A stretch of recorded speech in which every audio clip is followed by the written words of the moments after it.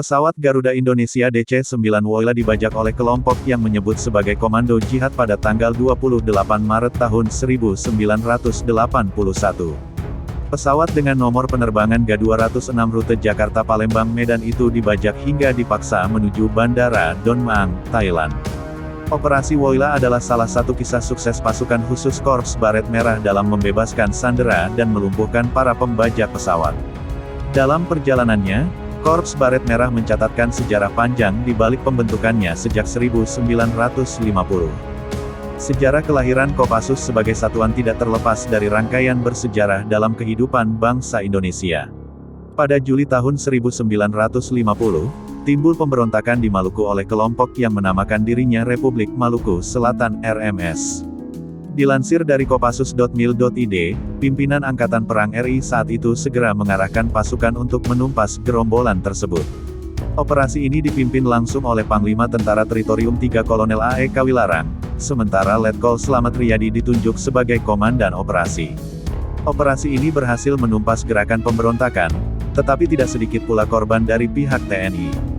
Namun, setelah dikaji, ternyata dalam beberapa pertempuran, musuh dengan kekuatan yang relatif lebih kecil seringkali mampu menggagalkan serangan TNI yang kekuatannya jauh lebih besar. Hal ini bukan karena semangat anggota pasukan musuh yang lebih tinggi atau perlengkapan yang lebih lengkap, tetapi taktik dan pengalaman tempur yang baik didukung kemampuan tembak tepat dan gerakan perorangan. Peristiwa inilah yang akhirnya mengilhami Letkol Slamet Riyadi untuk memelopori pembentukan suatu satuan pemukul. Satuan tersebut diharapkan dapat digerakkan secara cepat dan tepat untuk menghadapi berbagai sasaran di medan yang bagaimanapun beratnya. Namun, cita-cita Letkol Slamet Riyadi itu tidak dapat diwujudkan karena ia gugur pada salah satu pertempuran. Cita-cita luhur ini kemudian dilanjutkan oleh Kolonel A.E. Kawilarang. Hingga akhirnya, lewat instruksi Panglima Tentara dan Teritorial TT3 nomor 55 Ins PDS 52 tanggal 16 April tahun 1952, terbentuklah Kesatuan Komando Teritorium III yang merupakan cikal bakal Korps Baret Merah, atau Kopassus. Komandan pertama dipercayakan kepada Mayor Muhammad Ijon Janbi, mantan Kapten KNIL, tentara kerajaan Belanda yang pernah bergabung dengan Korps Special Troopen dan pernah bertempur dalam Perang Dunia II. Diberitakan Harian Kompas, tanggal 17 April tahun 2002, pendidikan Komando Angkatan Pertama dibuka pada tanggal 1 Juli tahun 1952 di Batu Jajar, diikuti 400 siswa. Instruktur utama pasukan tersebut juga dipercayakan kepada Mayor Ijon. Dalam perjalanan selanjutnya, satuan ini beberapa kali mengalami perubahan nama, di antaranya Kesatuan Komando Angkatan Darat KKAD pada 1953. Kemudian, Resimen Pasukan Komando Angkatan Darat RPKAD pada 1952.